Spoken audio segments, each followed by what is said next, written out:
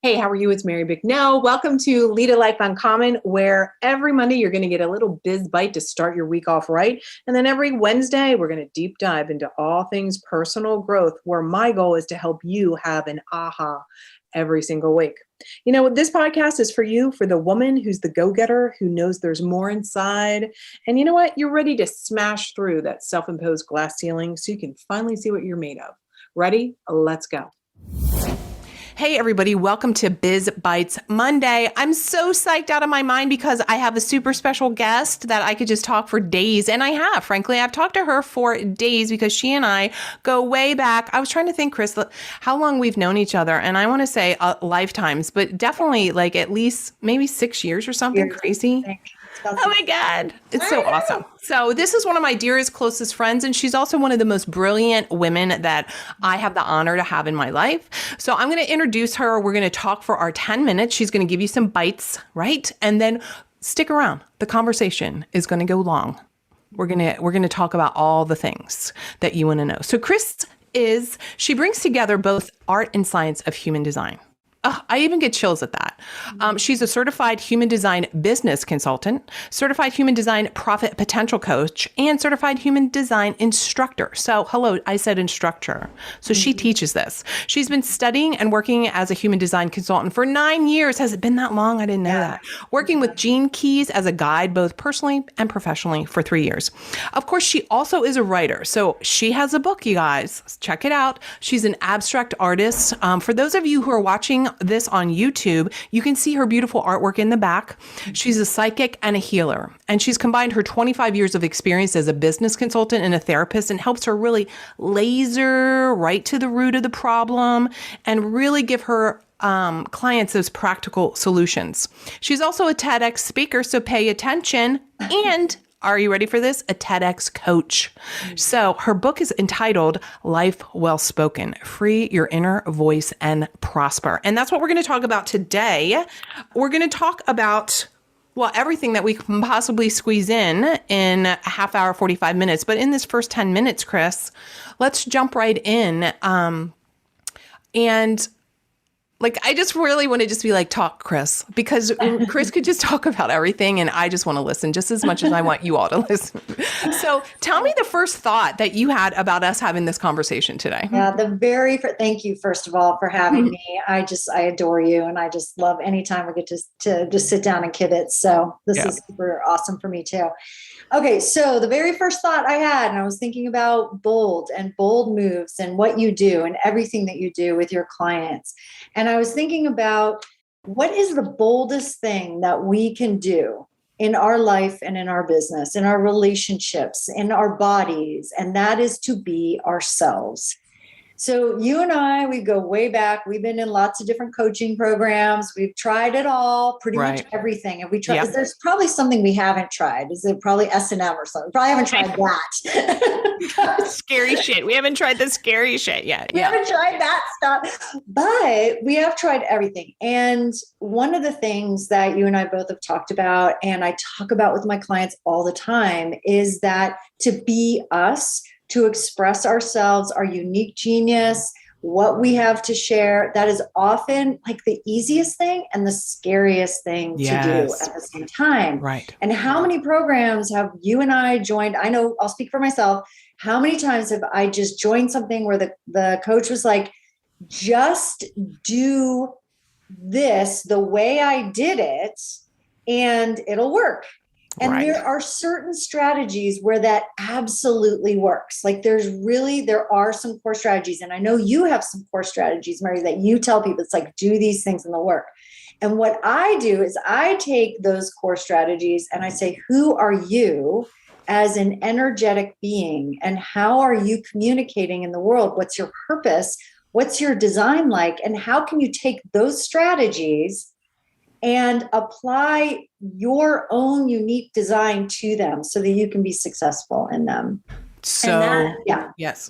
So true. So good. So give the, yes. And I agree with all of that, right? It's like I do have structures, and at the end of the day, like, I'm not responsible for you, right? And so this is part of it, like being yourself. It's like, here's some guidelines, and yet it's okay for you to say no, right? Because sometimes it just feels wrong, and we have to lean into that a little bit. We have to just like raise our hand about that. So for people who have never heard of human design before, what that really means, can you start out by just giving a quick synopsis of what that even, like, what's the framework, right? Because we've heard about all kinds of different types of frameworks, how, this is who you are, but can you give us a little overview on human design? Yeah, definitely. So human design is really a map of our energy. It shows us how we think, how we process things mentally, emotionally, physically, even spiritually. It shows us how we communicate. And the thing that I find so fascinating about this system is that most personality, and I use air quotes around personality systems, require you to answer a bunch of subjective questions that say, how are you most of the time? Right. And then they're graded or it's all on this bell curve. And you say, well, the majority of people fall in this, so this is the type. And there's definitely some, validity to those things. However, when we're looking at human design, we're looking at an N of one. In other words, as many different people as have ever been on the planet or ever will be on the planet or are here now. That's how many different designs we have. Yeah. Now, there are certain things that we can speak about generally, about the different types and about different strategies. But when it comes down to each individual person, no two are alike. And so even you have twins will have the same design, but they'll express it differently. And so you really do have very different people all across the planet. It's a synthesis of a bunch of different systems, some esoteric ones, some scientific like genetics, quantum physics, astrology, the I Ching, the chakra system, the Kabbalah. I mean, well, there was one more I can't remember. No, I think that's it. So it's putting all of these things together and synthesizing all of them in one system. So it's extremely in depth. There's so much information out there, and it can get really difficult to maneuver through all of it. And so one of my specialties is being able to show people what the science is, and then the art is really being able to practically apply it to your life and your business so that you're not having to study every single thing about design. You're just like, this is what I need to know. This is how I apply it. And I'm off and running. So, and I think that that's so important to point out that it's comprehensive. Yes. And, you've been a practitioner of this for years and are well studied, in fact, taught it. So, I think that exactly what you're saying is a couple things. One is, sometimes it's like, oh, what's the newest, greatest thing? Like to tell you how to live your life or be in business or do it this way or blah, blah, blah, blah, blah. And so for everybody listening, I really want you to, we'll give you all the contact information for Chris, because you want to make sure that you have somebody that actually knows what they're talking about and is not just regurgitating some slide deck that they saw somewhere or whatever. So if you're looking for what she's saying, and it's rampant, if you're looking for this framework to be able to understand yourself a little bit better and a different way to approach going around about your business and really being bold and brave enough to be your real self, to acknowledge it. I think that's that moment, because with design, with the human design, you're able to get some insights to yourself. But here's the next piece, right? Now it's the application. Now it's the allowing.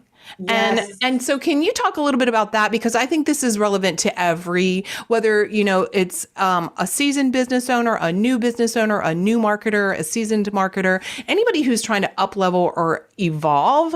I think that, sometimes what happens, just what you said about when we're our real self, it's both the easiest thing and the most challenging thing. Why do you think we make it challenging? Yeah. I actually am just working on a podcast all about this, because so I tell my clients all the time, our design does us, not the other way around. So think about it like this. We're 100% spirit in 100% human form. not a spiritual being having a human experience. I think that devalues our human experience. I think it actually is sort of like, oh yeah, I'm in this meat suit for a while, but who I really am is spirit. And it's like, if that's your way of thinking, then you're probably struggling with the material world and how to live in the physical world, because there's an inherent or implicit devaluation of our human experience when we'd say that. At least that was in my experience. Let's pause for just a second, because that's good. That's good. And I've heard a lot of what you've said, and I haven't heard you say that before. And of course, we all know who she's referring to, but that's okay. Right? The original guru-ish of some of us, right? Yeah. But I think that really what you're saying, like, I have goosebumps for that, because that helped shift something for me. I just want to share. It's like, you're right. It's like when you say, oh, we're just these spiritual beings, and we miss out on the sweetness and the bittersweetness at times, right, of the actual human experience. And why would we want to eliminate that? Why would we want to shed that? Why would we not want to just like fully bathe in that? Especially, if we know that, right? So in a sense, if you think you're a spiritual person or being having a physical experience, a human experience, well, why wouldn't you want to delve in that? Yeah. But yeah, well, you're right. When you kind of push it away and you devalue, what you said was devalue it. Yeah, that's profound. That was good. Yeah. What happened. And so when we start to learn about our design, we learn that it's like a vehicle. Like my car, my vehicle is different than yours, Mary's, and it's different than anyone else's. There's similar things that you and I share. We're both generator types. We both have certain aspects of our design that we share. There's certain things about life and our humor and all of those things that we share. But what we're talking about is really the vehicle of expression. And when we start to fall in love with the vehicle of our expression, in other words, our human design, the spirit part's taken care of. We don't really need to work on that. Right. It's the embodiment of it in the world, because think about a vehicle. Like, we're always like, oh, they got a better car than me, or, oh, I wish I had that, or, oh, they've got all those bells and whistles. I wish I had those bells. I'm going to try to have those things, or whatever the case may be.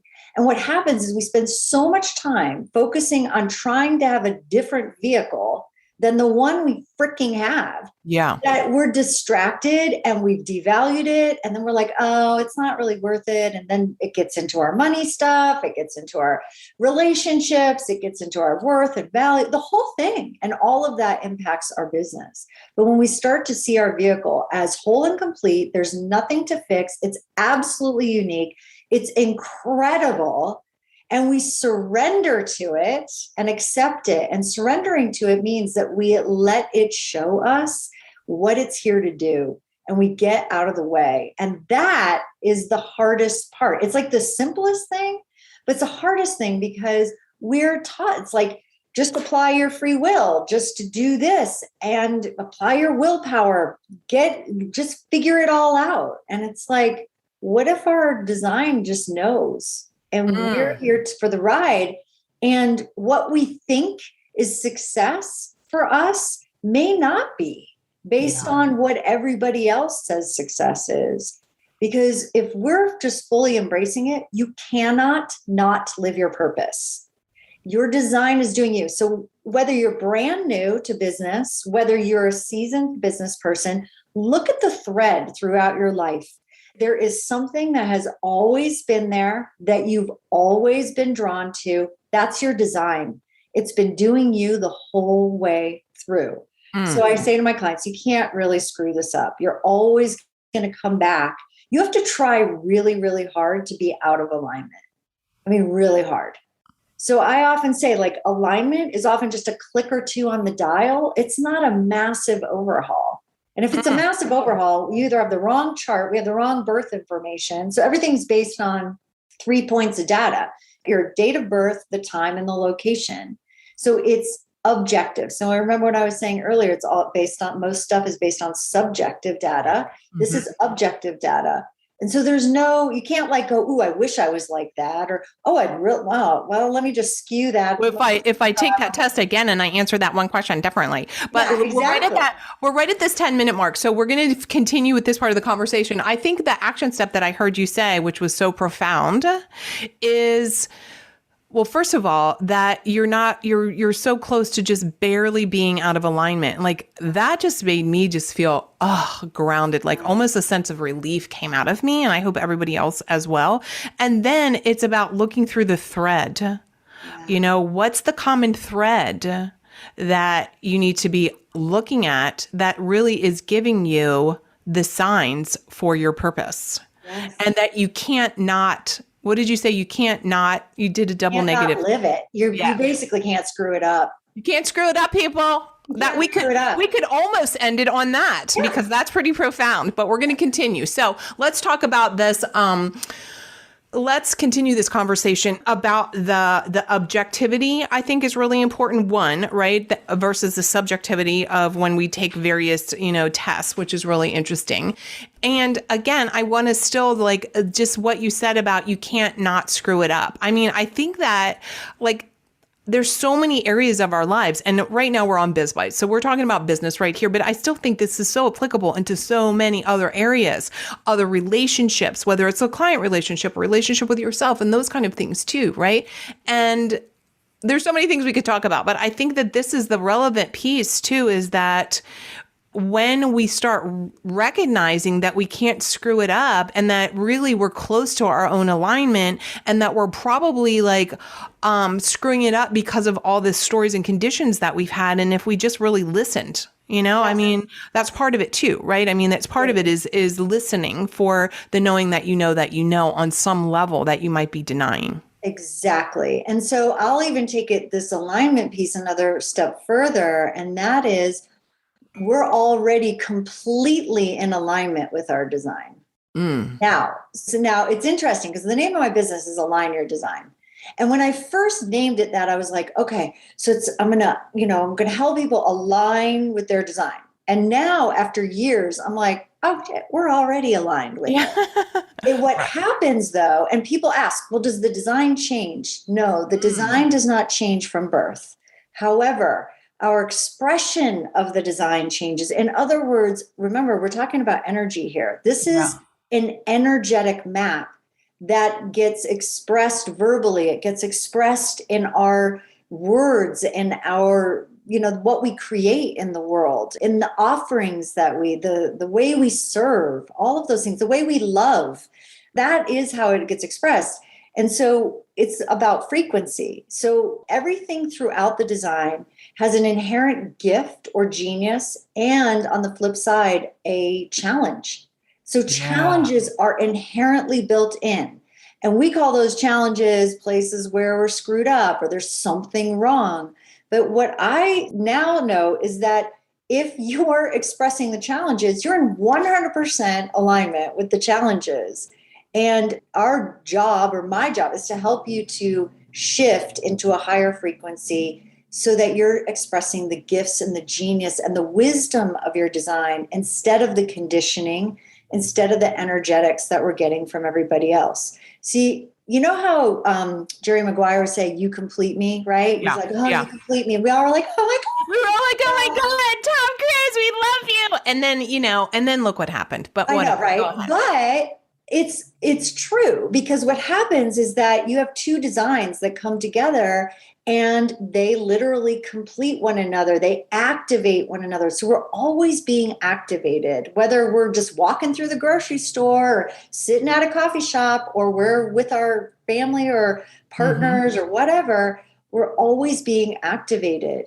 And so that's where our genius can come out. That's where our shadows can come out in sales conversations. If client comes in shadow, if we meet them from our shadow, I call it shadow boxing, right? Or if we're able to hold our gifts and watch them in shadow and help them and guide them without getting pulled into it, like all of that's an energetic. It's happening way below the surface of our body language or the words that we're saying. So human design helps us to understand that and to communicate in a different way. Why do you think that? Because I know when you and I have chatted over the years, one of the things that really I think about, when I know I'm just like, I feel like I'm pinging off of people is like, is this mine, right? Does this belong to me? Is this craziness mine? And, of course, there's plenty of times I fall prey to it, of course. And it takes me some time. Right. It's like it has to be a vigilant practice, or it has to be a preparatory, before I'm like, whether or not I'm having a sales call, that doesn't faze me anymore. But there might be other situations in my personal life, or if I'm going to go visit someone, or something new is happening, or a challenging situation comes up and I'm like, oh, this is new. And, I feel that, and I have to or just chaos, or God, we're living in the world we are today, or politics, or any of that stuff. Right. It's all like, and so, even saying that, let me just slow down, because I can just feel that just getting right? wound Everybody up. take a deep breath. Like, let me move my shoulders a little bit. Yeah, exactly. That, the last year and a half, for sure, if you're listening to this in real time, the last year and a half, we've been still deep in COVID, and, it's different things all across the globe, and it's impacted people in obviously all the ways that we're all well aware of. So that saying that, is this mine? Is what am I experiencing? Is this mine? Is this vibe mine? Is this energy mine? Is that something that, because I'm a generator, so is that there's different types of design. So is that applicable to all people?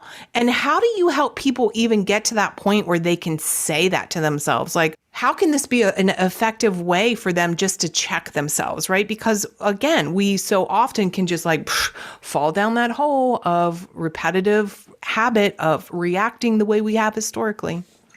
It's a really good question. And I think when we're looking at design, we can think about it like this. Even if you haven't seen a chart yet, just imagining when you see one, you'll go, oh, what the heck is that? When I first saw it, I was like, it looks like, I don't even know. It looks like a totally foreign language. No idea. That looks crazy town. But I knew, I had an awareness. I was like, there's something there. I've never studied anything as long as I've studied this. Like I've never committed myself to something as much as I've committed myself to this. So for me, that says something. But when you just look at it and you're just looking at the picture of it, whatever's colored in, doesn't matter what color it is, don't worry about that. If it's colored in, it's turned on 24/7. It's activated pretty much all the time, especially in the shapes, the centers. And everything that's white is being activated and turned on by others. That's where we're receiving. So we're transmitting energy and we're receiving energy all the time, ever since birth. That's how it's been going. So think about it like this, is that everywhere where it's white in the design, we're receiving energy. You and I have had this conversation before around emotions, right? Yeah. Mm-hmm. And having a partner who has their solar plexus, so their emotion center defined, that means it's colored in. That means they feel everything, the high highs, the low lows, everything in between. They experience the world through their emotions. Those of us, you and I, who have it white, our natural state is not emotional all over the place, and that's not necessarily a bad thing, by the way. There's nothing wrong with that. In fact, I want to just say that the emotions are what connect us. Emotions are absolutely essential. We need that. That's what makes us human. That's what connects us to spirit. Okay. So don't get me wrong where I'm saying emotions are bad. Like, it's just the way it works. It's a mechanical thing. And so those of us who have it undefined, it's white, our natural state's pretty neutral. I mean, obviously we have feelings. Obviously, if something's going on, we're having strong feelings about it. But for the most part, if nothing's really majorly going on, we're pretty neutral. Yeah. And so we see this a lot when it comes to emotions, and especially in relationships, intimate relationships, family relationships. We can detect it out in the world. We're all extremely psychic. Everybody is. We're all empathic. It's just, how does your empathy work? That's one of the mechanics that we talk about in design. And so those of us who have that emotion center white, we're almost always taking in the emotions of others and then amplifying those. So my kids come in, they have it defined. They had a grumpy day. I'm fine. They walk in, suddenly I'm crabby. I'm like almost enraged. And I'm like, what in the heck happened? It's like, oh, this isn't mine. Yeah. I just picked up energetically, literally, like they're like pig pen, It's like pig pen. And then you're like, oh, it got on me. Okay. And so again, it's really about just going, oh, okay, this isn't mine. I'm just going to return to sender. So this is what I say to everybody. Like, it doesn't matter what it is in the design, where it is, motions or not, who or what does this belong to? Return to sender with love and consciousness. Because if you walk through that and you're feeling it, return it to the wherever it came from, because you can't process somebody else's emotions for them. You can't process their energy for them. Only they can. And so that's the first thing to do, is just who or what does this belong to? You say it in your head. Don't say it out loud. Once you said to her husband, this is yours and I'm sending it back. And I think I've said that too. I think you're referring to me. I think this is so relevant for women, right? Also, and we've never had this conversation, whether it's different for men, but, so I'm speaking obviously to an audience of women. And I think that, just knowing that and just having that as a way of handling things just in general is something that we all need. And we all also need to give ourselves permission to actually do that, since we are, historically conditioned to like, oh, let me fix everything. Let me help you. Let me do this. Let me make it better. Let me, kiss. Here's a cookie, all of the things, when really it might not have anything to do with you. And just like a minute ago, I had to take a deep breath because just talking about like COVID and the presidency and I just could feel myself. And it was all that energy from billions of people, right? Just got sucked right into my sphere here. Yeah. And so I think that, especially as women, we need to be really aware of how we're navigating the world and being able to use that mantra, that practice of, return, is this mine? And really asking, is this mine? Yeah. Is this mine? Exactly. And how is that impacting our decision making? So there's, 5 different types. There's 4 types, but we have generators and manifesting generators. So they're kind of lumped together. But we've got 5 types. We've got a bunch of different ways that people make decisions based on their type. But if we come back to that, this whole thing of trusting ourselves and trusting the energy that we're aware of, like really trusting our awareness. I think most people are more aware than they think they are. They just don't know what it is. They don't have discernment. They're just thinking, oh, I'm experiencing it, therefore it's mine. Oh, instead of going, totally, yes. Oh, I'm aware of something. From whence did that come? Like it's just going, oh shit, it's in me. It must be mine. I got to deal with it. Right. Or, oh my God, I see it out there. I've got to deal. And it's like, wait a minute. I mean, when my kids are feeling emotional or I'm with someone who's feeling emotional, I can go, okay, I need to ground so that I can support them. And it's not about them getting over it. It's about how can I help them so they can ride that wave, because that's what they need to do. Well, how do I do that? How do I support them in that without getting mad? Because I definitely have done that too. It was like, oh my God, really? And then it's like, oh no, that's just my reaction because I just got flooded with it. Yes. My job is to take care of myself. I think that this goes back to what you were saying too about like honoring the human experience. And as parents, as moms, a lot of times we do want to just like fix it with our kid, right? And instead of recognizing that perhaps the best thing that you can do is be grounded and allow them to move through it, and then honor that we know that, you're going to get to the other side of whatever it is, whatever emotion it is, those kind of things. Exactly. The things I wanted you, you were going to talk about too. I wanted you to let's weave this in while we're kind of on this whole, like, making one bold move at a time, and our nervous system and the reaction that we might get, just like you said, your kid comes in or whatever, the dog pees on it, or a client is like, no, right, I changed my mind, or I want a refund, or, I don't really like what, like all the things. Like, how can you, what does that even mean, making one bold move at a time, right? Yeah. And how do we even know if our nervous system is deregulated? Like, what is that? What is that about? Yeah. So I've been doing a lot of work or studying around, creating like safer spaces and looking at, we've got, you and I were trained, right? You're a licensed clinical social worker. I'm a licensed mental health counselor. Like, we have this clinical training that a lot of coaches don't have. And when we look out in the coaching industry, it's sort of like, just go do it. Right. We've got lots of situations where it's like, just make the bold move, force yourself to do it. Just go over it. I don't know if you remember this. I thought you were there, but we were at a coaching, mastermind, and we had to do Facebook groups, and we had to do a. Oh yeah. I remember this like it was yesterday, and I think it was like 7 years ago, but go ahead. I had a total meltdown. Like I had my whole body was shaking. I was sobbing. Yeah. The coach did not know what to do. I didn't even know that I was having this. I didn't know what was happening. Yeah. And it was so terrifying because I was just like, this is so weird. Everybody else seems to be having just a fine time creating a Facebook ad, and I'm literally having a panic attack. Yep. And I was like, what is going on? And that's the kind of thing where I'm saying is like, sometimes the bold move is to just go, oh, you know what? I'm really having a strong reaction to this. I have to honor that. Let's work on that. Yes. Because what happened is that I created it. I was like, fine, I did it. And then I immediately took it down and never ran it. And because my whole system was completely dysregulated.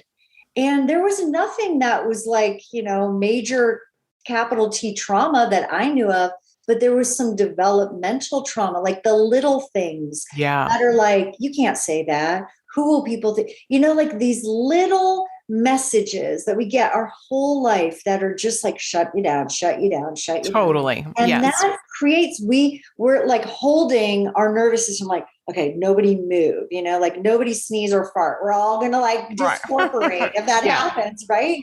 Right. And then what happens is we get into a situation and it's like, here, do this big, bold move. And it's like, sometimes the boldest move is to just take a step towards it. And then the next step towards it, and watch our nervous system, because otherwise what'll happen is we'll do like I did and we'll bounce all the way back and do nothing. Right. Do anything for years after that. Yes. So that's kind of what I'm talking about, is like one bold move at a time. Sometimes I just divorced, moved. I've moved 3 times in the last 2 years because of, there's been some big ass bold moves in the last year. And I've kind of had to make those things, but my nervous system, I just kept, okay, this is what I need to do to regulate my nervous system now so that I can keep working, so that I can keep parenting, so that I can keep doing those things. Mm-hmm. And sometimes that means that we may need to, at least for me, I'll say this is quote unquote, play small. And I don't mean small, like I'm diminishing myself. It's just like, I'm going to stabilize and then get the foundation set again, and then make the next bold move. And sometimes that's what's needed. So 100%. And I think this is the thing, when, the whole idea about, of course, being bold, right? But, and really that being uncommon, right? Leading a life uncommon is, this is the thing, right? It's like the uncommon factor here is you listening to yourself. Yeah. And one, not giving away your power to what somebody that you just wrote a check for 30 grand to. Right. Or really being, start allowing yourself to slow down a little bit and really get connected with yourself. And I agree 100%. This is definitely some of the work that I do with clients and so many times. And of course, I'm like, I want it all. Like I can, I can get it. And I've done big things. And yet there's moments where the challenge becomes, right? Sometimes is that when people make a decision, let's just say a business decision, and they want to, whatever it is, they want to launch or they want to sign something or they want to triple their rate or whatever big thing it is, right? Mm-hmm. Then they've been thinking about it for so long. They want it now. Right. And really the process is what you're saying is like, maybe just even first making that decision and like chilling a little bit. Because that was a big ass decision and all kinds of stuff has to be percolated and dealt with. And it doesn't necessarily mean having to move a couple places or having to try and, do $1 million launch or $100,000 launch. And so sometimes with clients, one of the things that I really help them think about too is that sometimes when you slow down and you really get that connection with yourself, it collapses time. Yes. Because yes. And that's the thing that, like, yes. I swear, you guys, it's so hard to explain this unless you experience it. So this is why we are encouraging you to experience this, to allow for this, because it's counter. Yeah. It's counter what you're being told. right? Yeah. It's counter. And there's plenty of times where I'm running really hard with clients, of course. And then it's like, whoa, they hit a wall. And you know what? Like slow down and feel the feels and experience it. Because when you do that, then you start building that trust. And then you start really feeling it and listening and honoring that human experience more and more. And then you're able to move through things more quickly because you've proven also to yourself that you can. Yes. And sometimes when we take these, huge leaps or people are like, what you need to do, like case in point, right? We're at this mastermind. It's like we all brought our laptops, like crank out a Facebook ad and let's put 100, whatever it was, $1,000, like whatever crazy number, like all of that. Like, whoa, if until you move through that, then you're, like you said, retreated, right? As opposed to pausing a little bit, understanding what's going on with yourself. And then like the time can speed up in a sense, because I say to clients a lot of time, and I know you get this too. It's like, if it takes you a year to get to working 3 days a week, making $500,000 or 5 years, people are like, I want to do it in a year. But you know what? Most people can't.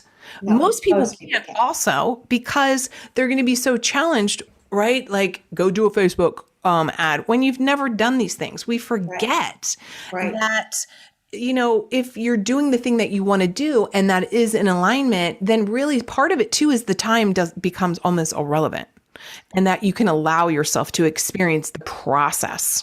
What do you think of that? Yeah, I agree. And the image that I just got, because I see things like energetically, is that sometimes when we're just like pushing to make the bold thing, what happens, and I've seen it a lot with my clients, I've seen it myself too, is that we actually become disconnected from our body. We sort of dissociate from our body. It's like the body is just doing this thing and we're like, God, I hope this works, and we're just kind of just throwing ourselves in there.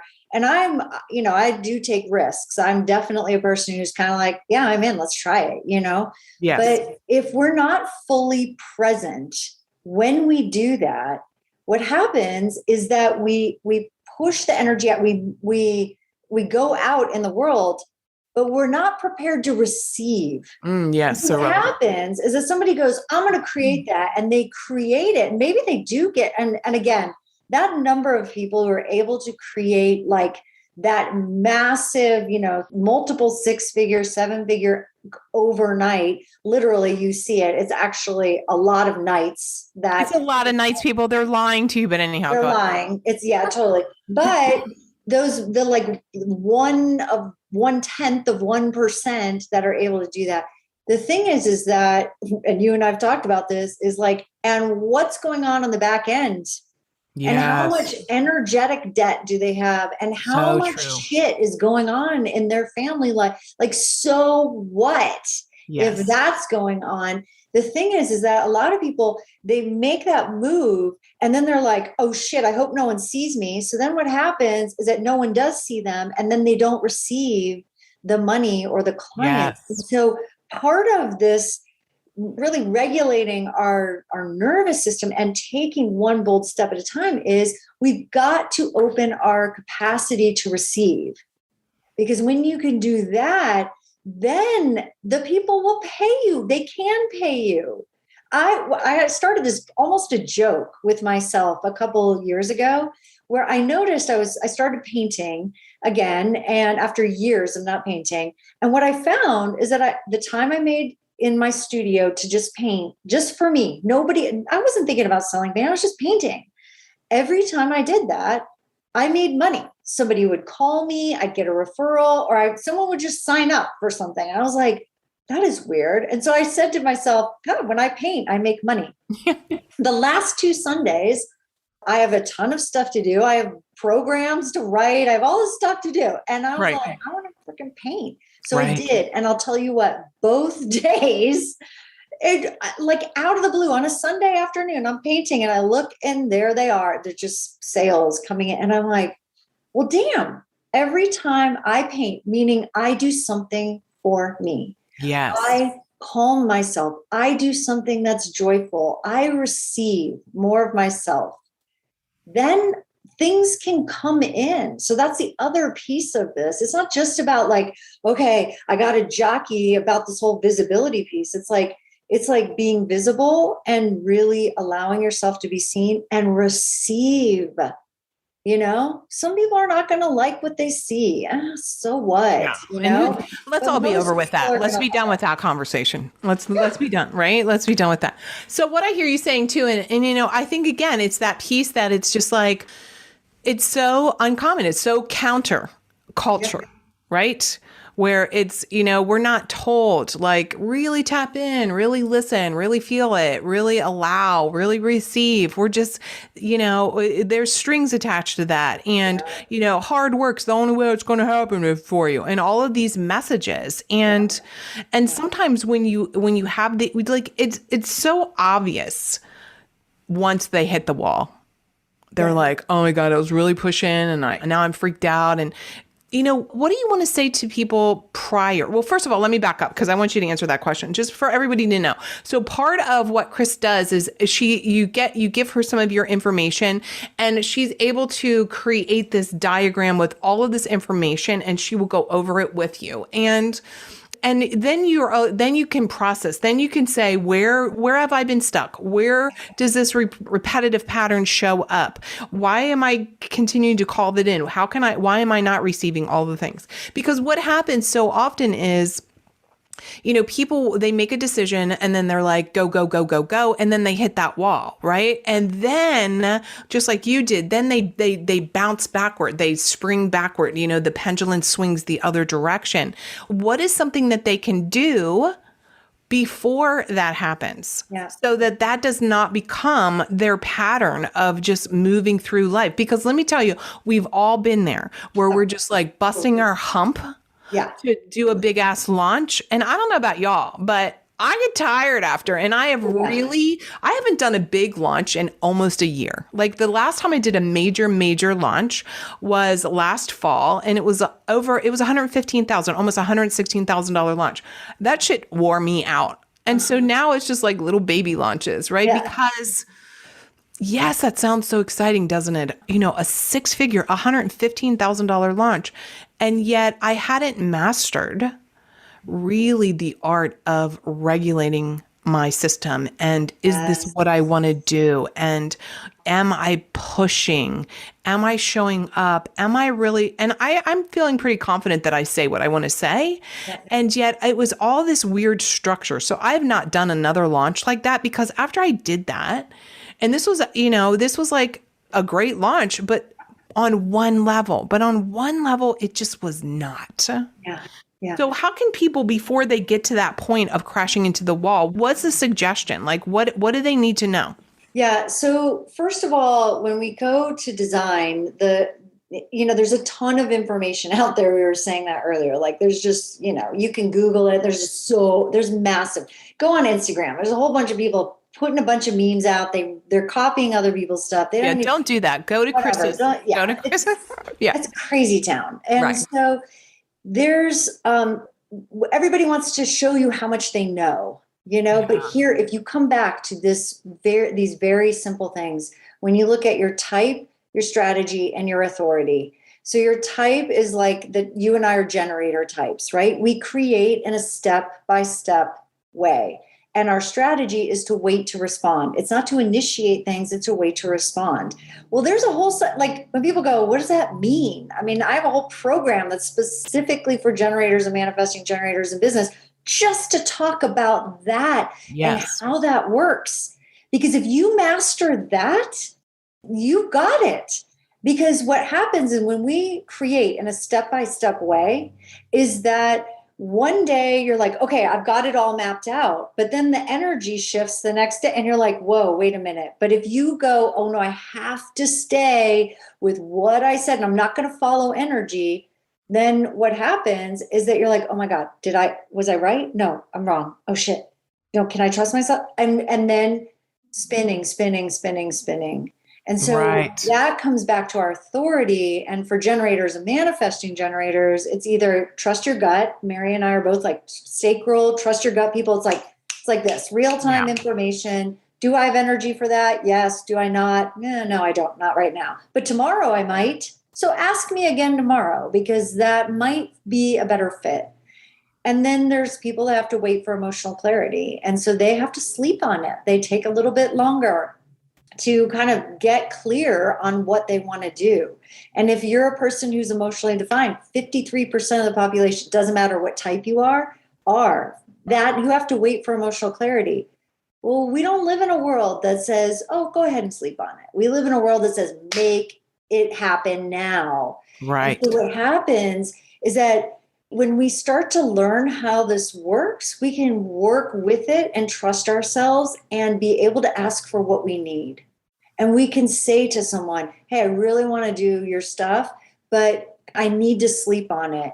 And then we can ask for what we want, and we can ask for what we need, and we can trust ourselves. Because when we trust ourselves, then what happens? We get better results with our coach. We get better results in the program.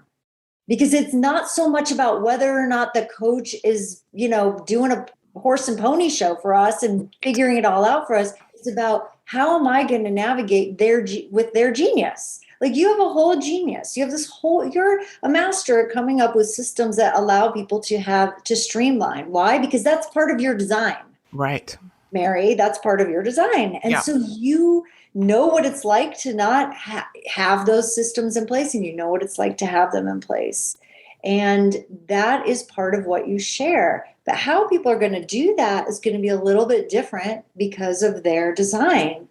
And so again, when we come back to trusting ourselves, and the other piece you said you wanted to ask about objectivity, and I want to bring this in because we're talking a lot about trusting our gut and our intuition and sort of following energy, which sounds really woo-woo, but it's actually very natural for all of us.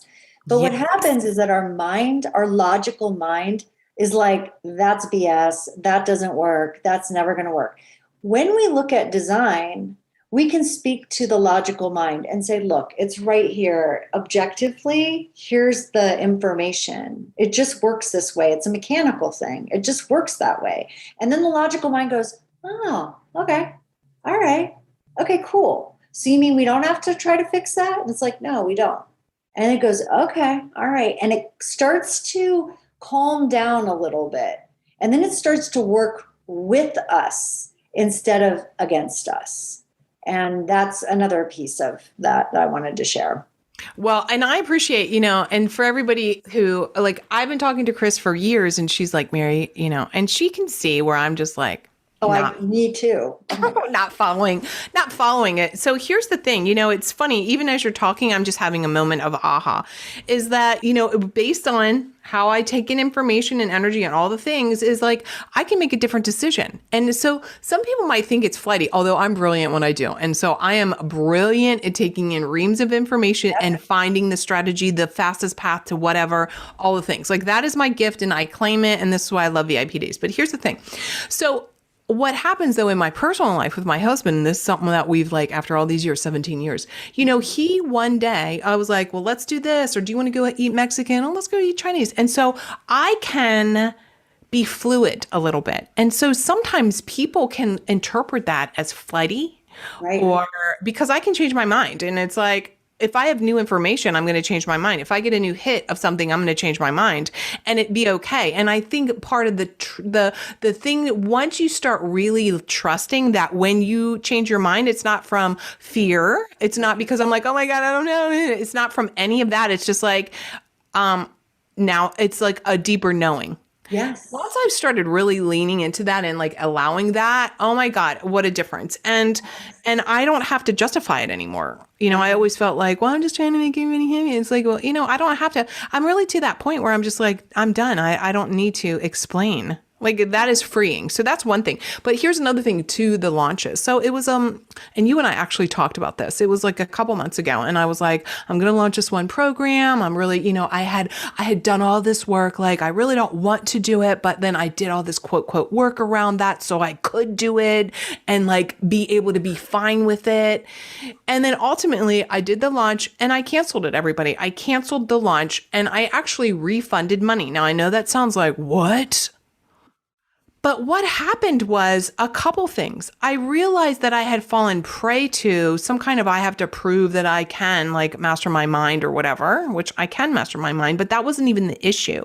The issue was like, how did I even get caught up where I needed to feel like I had to do that? That was really the work. Yes. Where did I even feel like I had to, like overcome, then do? I didn't need to do any of that. And once I realized like I don't need to do that, boom, done. Cleaned that up, cleared that out, let it go. And it was like, it was so much better. And so since that time, I've been able to pull back a little bit and really ask the question, like, what is it that I want to do? And sometimes that can feel a little unnerving, right? What is it that I want to do? What do I know? Like if I really know, and if I know that I'm the type that is waiting to receive, or if I'm the type that I can create these systems and structures, right? Great. I don't need to rush it. There's no rushing. Yeah. And right? you don't have to create it just because you can. It's like, does it light you up? Yes. Does Right. it feed you just the action? I'm not even talking about money. Does it feed you energetically as much as whatever energy you're putting into it? Are you receiving a comparable amount? Again, it may be tangible or intangible. Yeah. Well, I think that's the other thing too, right? It's like, what is the tangible thing that I even want? What is the intangible thing I even want? And how do I define those? And I think that that's part of it too, right? That's some of that like awareness work, thought work, get to know yourself work, some work that I do with clients, right? So that they can unpack that a little bit. Because I think that sometimes it's easy just to go, go, go, go, go, go, go, go, go. And I have like lots of energy. And then it's just like, oh my God. It's kind of like that thing, where it's like, you lean your ladder up against a wall and you're just climbing this ladder. And then you get to the top and you're like, holy shit, I like leaned this on the wrong wall. This isn't even where I want to go. And that can be terrifying a little bit, right? So my point here is like some of you may have built things that you're suddenly like, oh no. You have a job that you don't like. You might be in a marriage that's unsatisfactory. You might just have a poor relationship with yourself. And it's just, because you've been doing all this external things and really not knowing how to really get connected and how to get into alignment.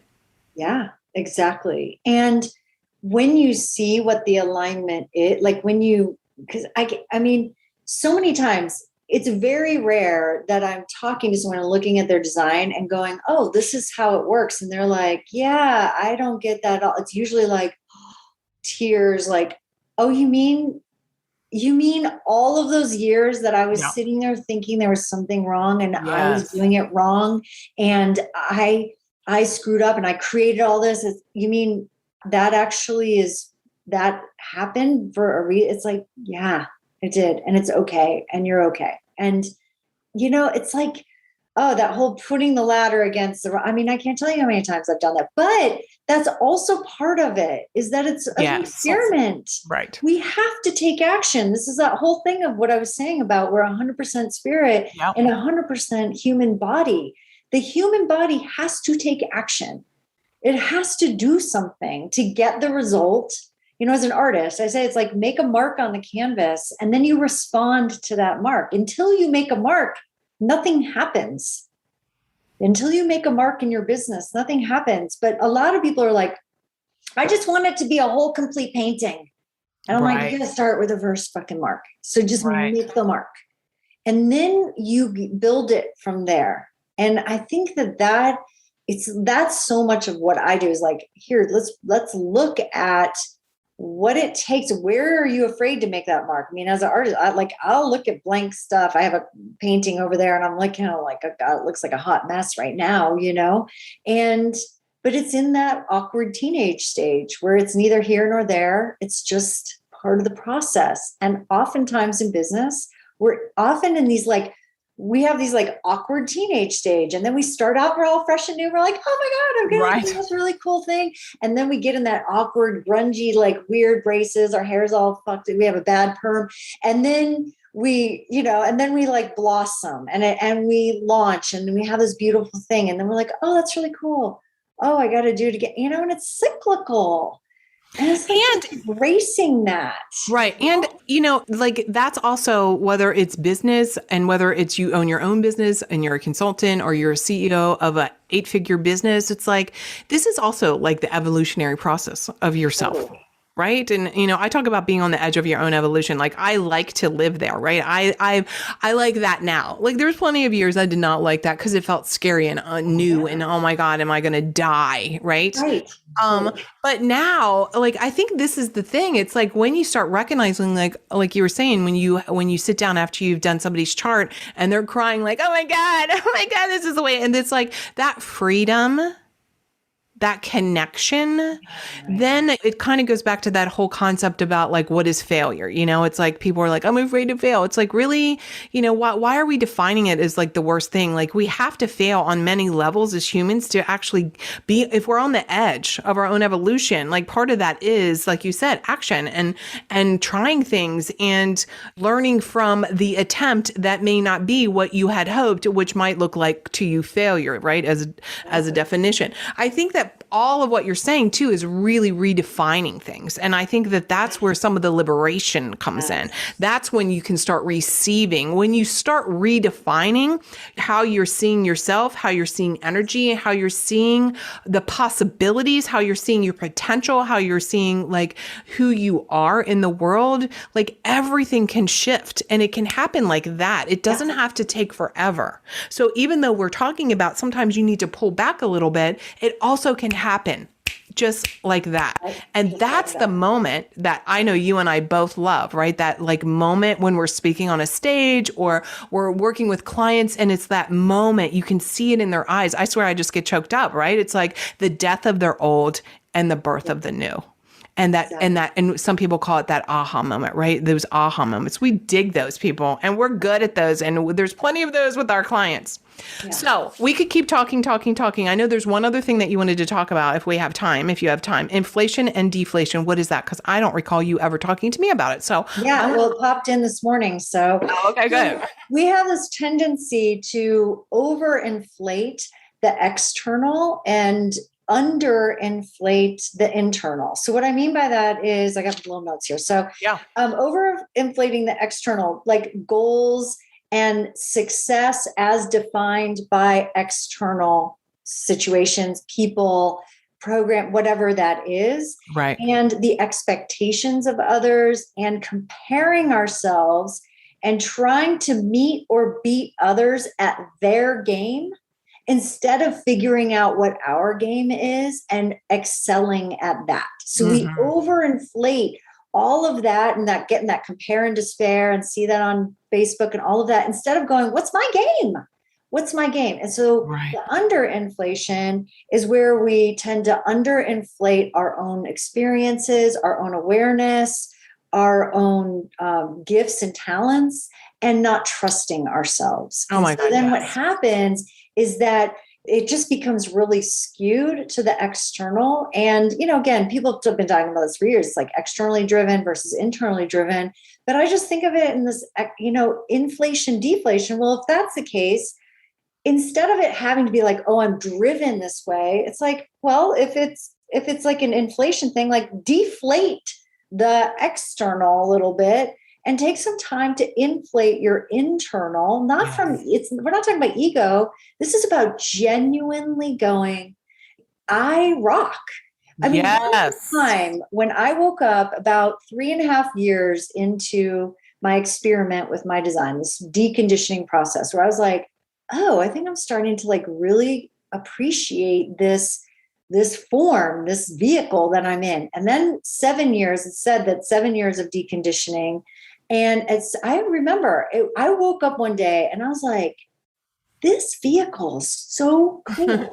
I know. I'm like in awe of it. And it has zero to do with it's not an ego. It's just like, whoa, look at that. Look at what it can do.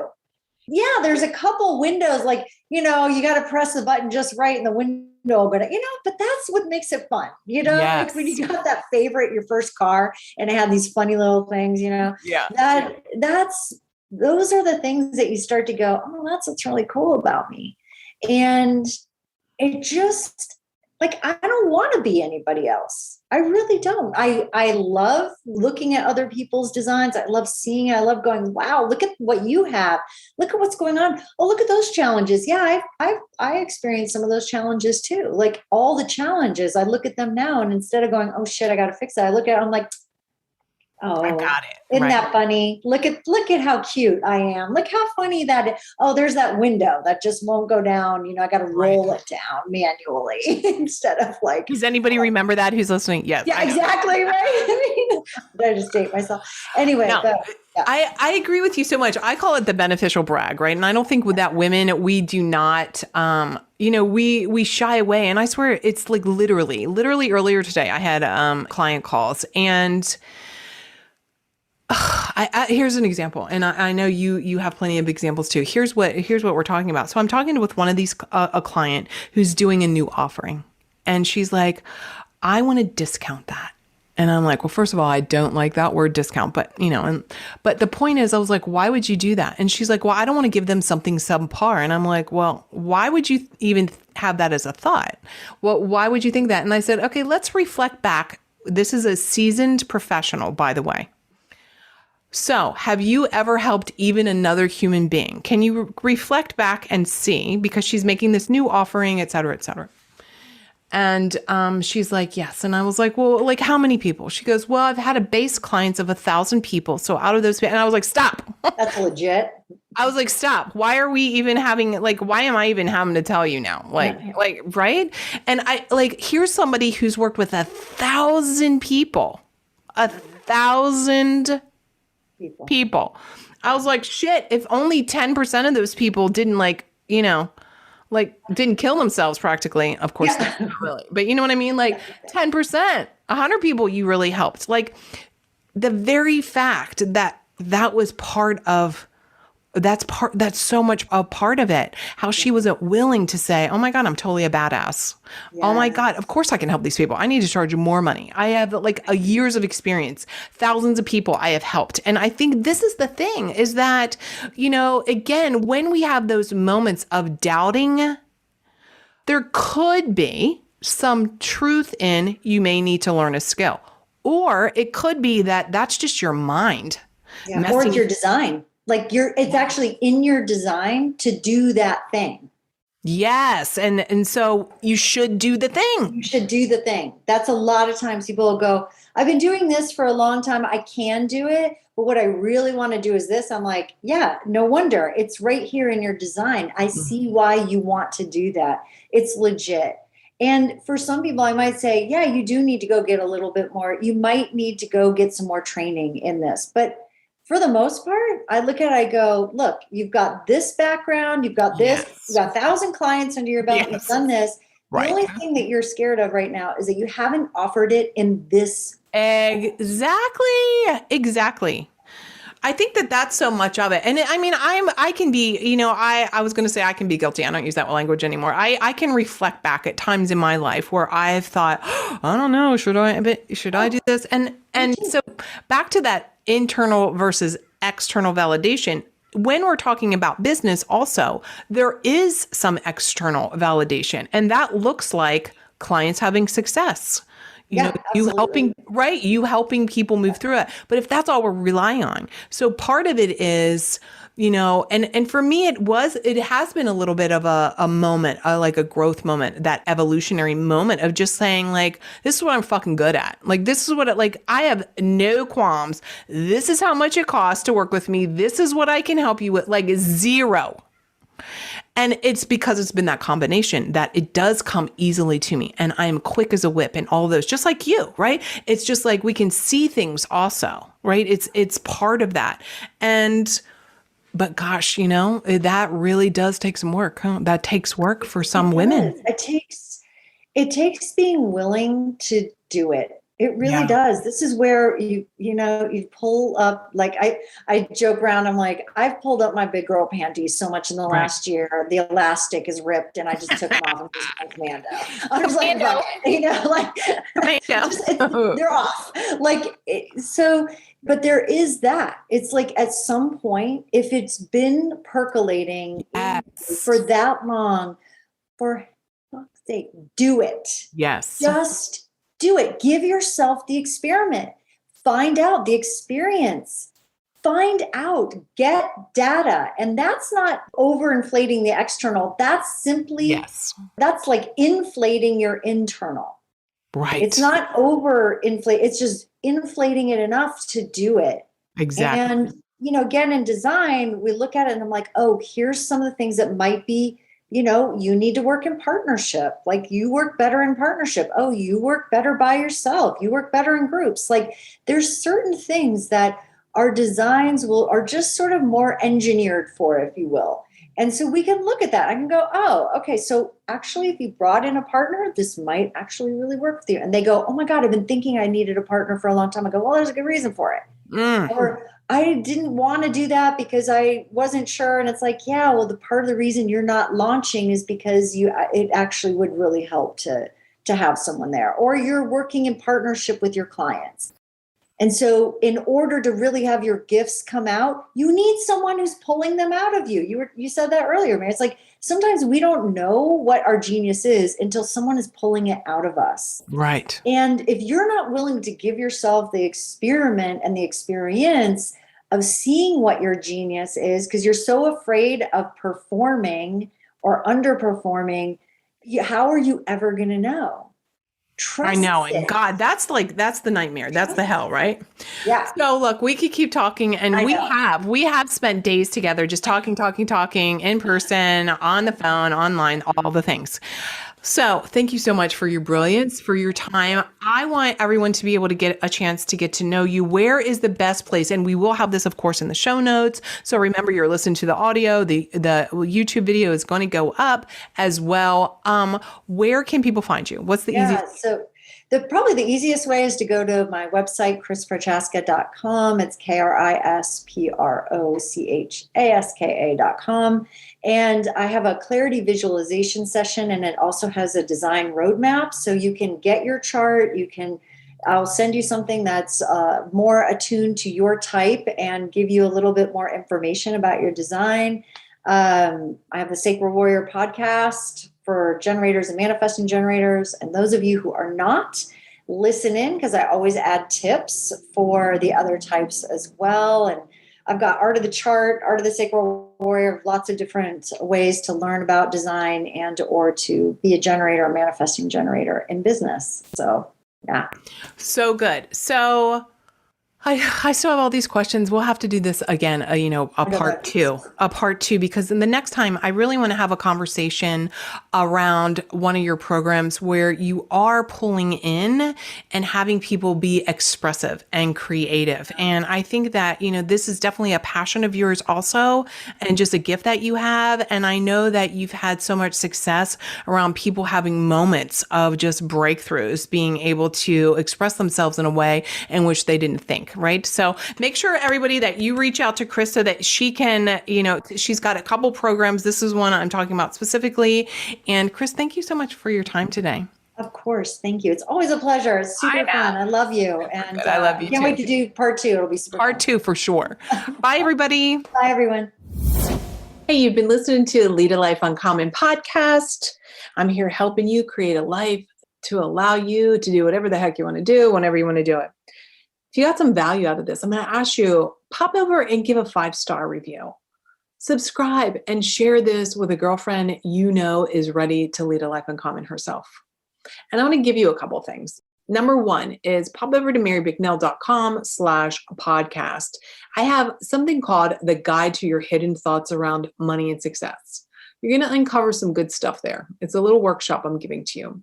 And another thing I want you to take advantage of is this exercise I did all around connecting with your evolved future self. You're going to love this exercise. It's going to be fantastic. In fact, when you're done, please, please, please go and tag me on Instagram or any of the socials and tell me what you thought. I'm looking forward to hearing what you have to say, and I'll chat with you soon. Bye now.